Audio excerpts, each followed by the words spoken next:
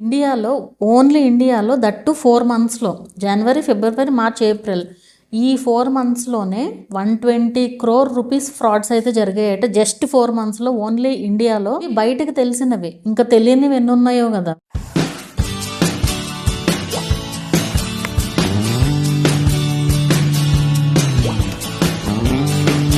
Hello అండి, welcome back to my channel. ఇది చాలా ఇంపార్టెంట్ వీడియోని అయితే స్కిప్ చేయకుండా చూడండి. మీకు ఖచ్చితంగా హెల్ప్ అవుతుంది అండ్ మీకు తెలిసిన వాళ్ళకి కూడా షేర్ చేయండి. ఇందులో నాకు తెలిసినవి నేను కలెక్ట్ చేసిన ఇన్ఫర్మేషన్ బట్టి రీసెంట్గా జరుగుతున్న ఫ్రాడ్స్ అయితే షేర్ చేస్తున్నాను. సో ఇదేంటంటే ఇది నాట్ ఓన్లీ నా ఇన్ఫర్మేషనే కాదు, ఇప్పుడు నాకు తెలిసిన వాళ్ళ దగ్గర నుంచి కూడా ఒక పోలీస్ ఆఫీసరు వాళ్ళు మీటింగ్ పెట్టి మరీ చెప్పిన ఇన్ఫర్మేషన్ అంతా కూడా నేను అన్నీ నెట్లో ఉండేవే, కానీ ఎలా చేస్తున్నారు అనేది కూడా చాలా మంచి ఇన్ఫర్మేషన్ అయితే ఉంటుంది ఈ వీడియోలో. సో మనం ఎలా కేర్ఫుల్గా ఉండాలి ఏంటనేది చెప్తాను. సో ఫస్ట్ థింగ్, మీరు యూట్యూబ్లో మనీ కావాలి అని చెప్పి కనుక మీరు సెర్చ్ చేస్తే, how to earn money easily అని చెప్పి సెర్చ్ చేస్తే బోల్డెన్ వెబ్సైట్స్ వస్తాయి. సో అందులో ఏంటంటే మెయిన్గా ఇన్వెస్ట్మెంట్. సో ఇన్వెస్ట్మెంట్ ఫ్రాడ్స్లో ఏంటంటే వాళ్ళు ప్రూఫ్లు కూడా చూపిస్తారు, మేము ఇంత ఇన్వెస్ట్ చేసాము మాకు ఇంత వచ్చింది అట్లా. అలా చూపించేసరికి ఏంటంటే ఎవరైనా టెంప్ట్ అవుతారు, చూసి ఇన్వెస్ట్ చేయడానికి చూస్తారు. సో అవన్నీ ఎక్కువ శాతం ఏంటంటే ఫ్రాడ్స్ ఉంటాయి అన్నమాట. సో ఫ్రాడ్స్ అక్కడ అయిపోయినట్టే. ఇంకా మనకు ఎదురుగుండా మనిషి కనపడకుండా మనం ఏది నమ్మకూడదు, అసలు ఏది కూడా నమ్మడానికి వీల్లేని రోజులు అనమాట ఇది. సో ఈజీగా అయితే మనీ రావు. ఫస్ట్ థింగ్ అది ఒకటి గుర్తుపెట్టుకోవాలి మనం. ఈజీగా మనీ వస్తున్నాయి అంటే అందులో గ్యారంటీ తప్పే ఉంటుంది. ఆ ఆశే మనకి నష్టాన్ని కలిగిస్తుంది అనమాట. కష్టపడకుండా మనకి మనీ రావాలి అంటే అది ఎందులో అయినా, అది ఎవరో మనీ పోగొట్టుకుంటే మనకు వస్తాయి మనీ. అవి ఏది మనం కష్టపడకుండా వచ్చే మనీ ఏదైతే ఉందో అది వేరే వాళ్ళు ఏడుస్తా మనకు వచ్చే మనీ, అంటే వాళ్ళకి పోయి మనకు వస్తుంది, మనకు పోయినప్పుడు వాళ్ళకి వస్తుంది. అంటే ఇది ఎందులో అనేది మీకు తెలుసు, ఈ బెట్టింగ్ వీటిల్లో అనమాట. సో అలా ఏదైనా సరే ఇంకొకళ్ళ ఏడుపు వల్ల మనకు వచ్చే మనీ అవి నిలబడవు ఒకటి. అండ్ ఇంకోటి, నాట్ ఓన్లీ బెట్టింగ్ అనే కాదు, ఇక్కడ వస్తే మనకి హ్యాపీయే, వచ్చిన వాళ్ళకి హ్యాపీయే అవుతుంది, అది రాని వాళ్ళకే కదా బాధ. అండ్ కష్టపడకుండా మనీ వస్తుంది అని ఎవరైనా చెప్పారంటే అది వాళ్ళకి లాభం ఉండమట్టే చెప్తారు ఎవరైనా సరే. సో వాళ్ళకి లాభం లేకుండా చెప్పరు. అండ్ మనం అలాంటి ఫ్రాడ్స్లో అయితే పడకూడదు.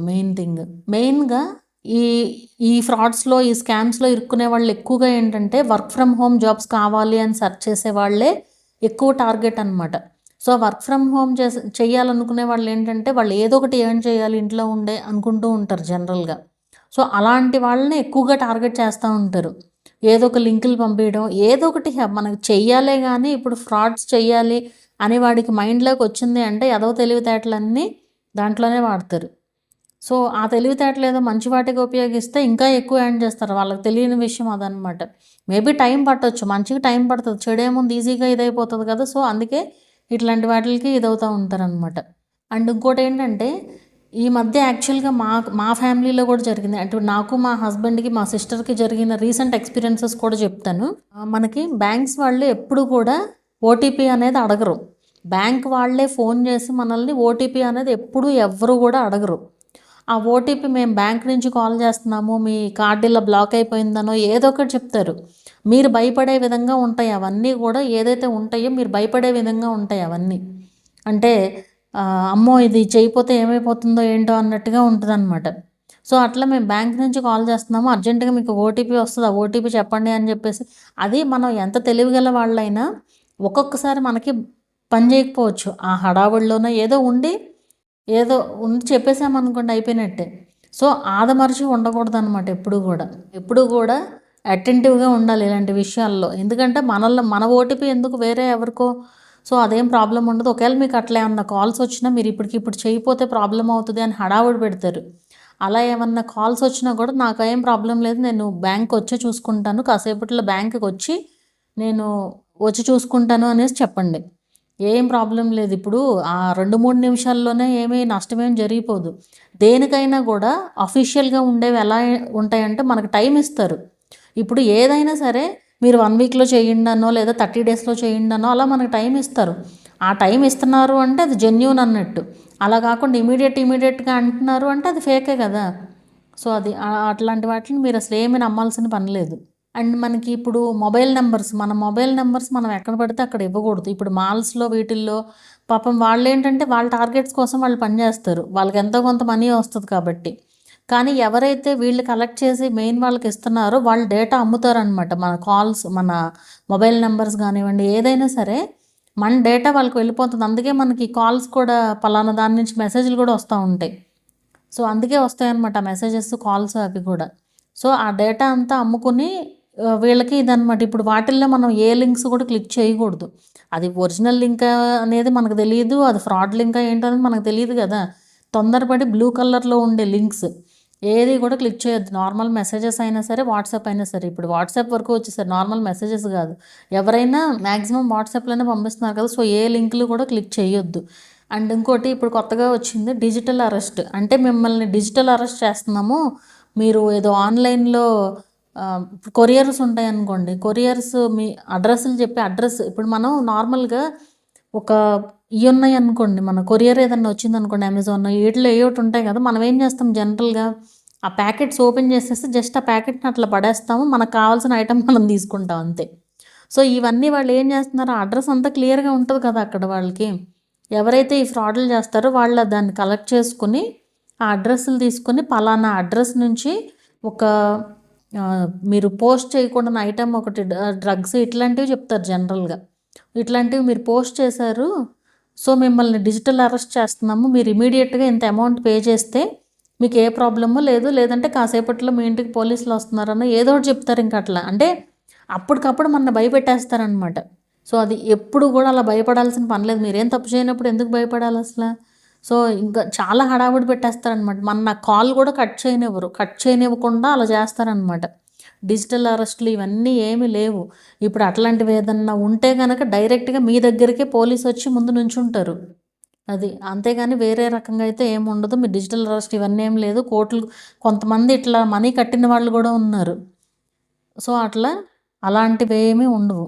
మీరు తప్పు చేయనప్పుడు మీరు రివర్స్లో ఆడుకోవాలి వాళ్ళని. అది ఎంత తెలివిగల వాళ్ళైనా సరే ఒక్కొక్కసారి వాళ్ళు బుట్టల్లో పడిపోతారు.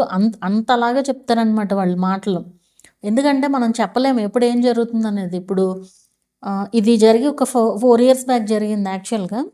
మేము ఏదో హడావుడిలో ఉన్నామన్నమాట. మా అత్తగారు చనిపోయారు అప్పుడు. అయితే ఫ్లైట్ బుక్ చేసుకున్నాము. అంటే అప్పటికప్పుడు వెళ్ళాల్సిన సిచ్యువేషన్ అనమాట. అది బెంగళూరు నుంచి విజయవాడ వెళ్ళాలి.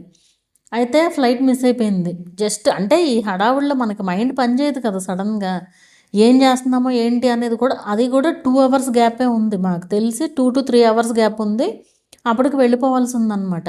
ఇంకా హడావుడిగా అన్నీ లగేజ్ సర్దుకుని వెళ్ళేపాటికి జస్ట్ 1 minute ఫ్లైట్ మిస్ అయిపోయింది. వాళ్ళకి ఎన్ని చెప్పినా వాళ్ళు అసలు యాక్సెప్ట్ చేయలే. సరే ఆ హడావుడిలో ఉన్నాము. తర్వాత మొత్తానికి క్యాబ్ బుక్ చేసుకుని వెళ్ళామన్నమాట. మనకి గంటలో వెళ్ళేదానికిను 14 hours వెళ్ళేదానికి చాలా తేడా ఉంటుంది కదా. సరే అలా క్యాబ్ బుక్ చేసుకున్నాము. అది రావడానికి టైం ఉందన్నమాట. ఈలోపు కాల్ మా హస్బెండ్కి బ్యాంక్ నుంచి కాల్ చేస్తున్నాము, మీ కార్డ్ బ్లాక్ చేసేసాము, ఓటీపీ చెప్పండి, ఆ నెంబర్ చెప్పండి, ఈ నెంబర్ చెప్పండి అని చెప్తున్నారు. ఆ టెన్షన్లో కూడా మా హస్బెండ్ వాళ్ళతో రివర్స్లో ఆడుకున్నారనమాట. ఇంకా వాళ్ళకే చిరాకు వచ్చి పెట్టేశారనమాట. సో అట్లా ఉంటుంది. మనం ఏ సిచ్యువేషన్లో ఉన్నా కానీ హ్యాండిల్ చేయగలగాలి అట్లాంటివి. మనం ఏంటంటే ఆ కంగారులో అమ్మో ఏమైపోద్దో ఏంటో అనేసి అనుకుంటూ ఉంటాం కదా. సో చాలా కేర్ఫుల్గా ఉండాలన్నమాట ఎప్పుడు కూడా. ఎప్పుడు ఎటు నుంచి ఏమొస్తుందో కూడా మనం చెప్పలేము. అండ్ రీసెంట్గా మాకు జరిగిందని చెప్పాను కదా, అదేంటంటే కాల్స్ వస్తాయి మనకి. ఇవి నాకు వచ్చింది, మా హస్బెండ్కి కూడా వచ్చింది. ఆ కాల్ కూడా వేరే ఏదో నెంబర్ ఉంటుంది. సో ఆ నెంబర్ నుంచి కాల్ వచ్చి మీరేదో చేయకూడని వాళ్ళకి పార్సిల్ పంపించారు, ఈ ఫోన్ నెంబర్ ద్వారానే ఇది జరిగింది, ట్రాన్సాక్షన్ కూడా ఈ ఫోన్ నెంబర్ ద్వారానే జరిగింది. సో మేము మీ కాల్స్ అసలు కంప్లీట్గా స్టాప్ చేసేస్తున్నాము, ఇప్పుడు ఒక లింక్ పంపిస్తున్నాము, ఆ లింక్ క్లిక్ చేయండి, లేదంటే ఇంకో నెంబర్ ఏదో క్లిక్ చేయండి, ఏదో చెప్తున్నారు. సోదుకోవాలనేసి అర్థమైపోయి కట్ చేసేసాము అనుకోండి. సో అట్లా ఆ టైంలో చాలామంది కాల్స్ వచ్చినాయి, చాలామంది రీల్స్ కూడా చేశారు ఇట్లా జరుగుతుంది ఇది అనేసి. సో మీరు తప్పంటూ చేయనప్పుడు మీరు ఎవరికి భయపడాల్సిన పని లేదు. అది మెయిన్, అది గుర్తుపెట్టుకోండి. మనకేంటంటే ముందు కంగారు వచ్చేస్తుంది. అట్లాంటి మాటలు వింటే ఏంటంటే ఫస్ట్ కంగారు వస్తుంది కదా ఎవరికైనా. సో అవేమీ లేకుండా ఆరాంగా ఆలోచించగలగాలి అది. అండ్ ఇంకోటి మా సిస్టర్కి జరిగిందని చెప్పాను కదా. సో ఇది కొత్త రకం స్కామ్ అనమాట. అదేంటంటే వాళ్ళు మనకి ఎంతో కొంత అమౌంట్ వేస్తారు. అమౌంట్ వేసి, అది కూడా నెంబర్స్ ఏంటంటే ఆల్మోస్ట్ దగ్గర నెంబర్స్ అనమాట. ఒక నెంబర్ తేడా ఉంటుంది. అంటే వాళ్ళ నెంబర్కి మన నెంబర్కి, అంటే వేయాల్సిన వాళ్ళ నెంబర్కిను మన నెంబర్కి చిన్న నెంబర్ తేడా ఉంటుంది అనేసి చెప్తారనమాట. ఫస్ట్ అలాగే వేసేసి అమౌంట్ వేసేసి మా చెల్లికి వరుసగా కాల్ చేస్తూ ఉన్నారంట. వేసింది తక్కువ అమౌంట్ 9500 ఏమో వేశారంట. సో వేసి ఇది పొరపాటున వేరే వాళ్ళకి వెళ్ళిపోయి మీకు వేసాము, నెంబర్ కూడా ఆ నెంబర్కి వేయాలి మీరు అనేసి ఆ నెంబర్ చెప్తున్నారంట. నెంబర్ చెప్తున్నారు అండ్ ఈ స్కాన్ కోడ్ పంపిస్తున్నారు. సో ఆ నెంబర్కి వేయాల్సింది ఈ నెంబర్కి వేసాము, రిటర్న్ వేయండి అనేసి చెప్పారనమాట. అయితే ఇప్పుడు అట్లా మనం రిటర్న్ వేయమన్నప్పుడు వేసేయకూడదు యాక్చువల్గా. ఎందుకంటే వాళ్ళు మన అమౌంట్ మొత్తం వేసేటట్టుగా కూడా ఏదో సెట్టింగ్ పెట్టుకుని ఉండొచ్చు.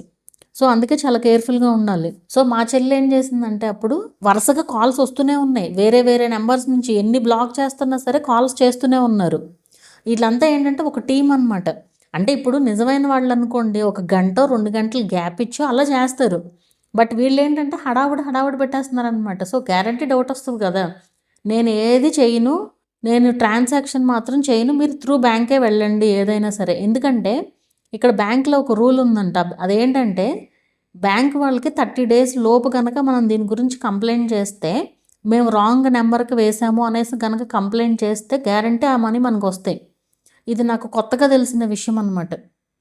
సో అది ట్రాన్సాక్షన్ వాళ్ళు ఆపేస్తారు. ఆ ట్రాన్సాక్షన్ ఆపేసి రిటర్న్ వచ్చేస్తాయి అన్నమాట. అది నిజంగా ఫ్రాడ్ ట్రాన్సాక్షన్ అయితే, అదే నిజంగా పొరపాటున పడితే కనుక అవి వెనక్కి వచ్చేస్తాయి అన్నమాట. సో మీరు త్రూ బ్యాంకే వెళ్ళండి అనేసి చెప్పిందంటే, సో బ్యాంక్ వాళ్ళు చూసుకుని అదైతే స్టాప్ చేశారనమాట.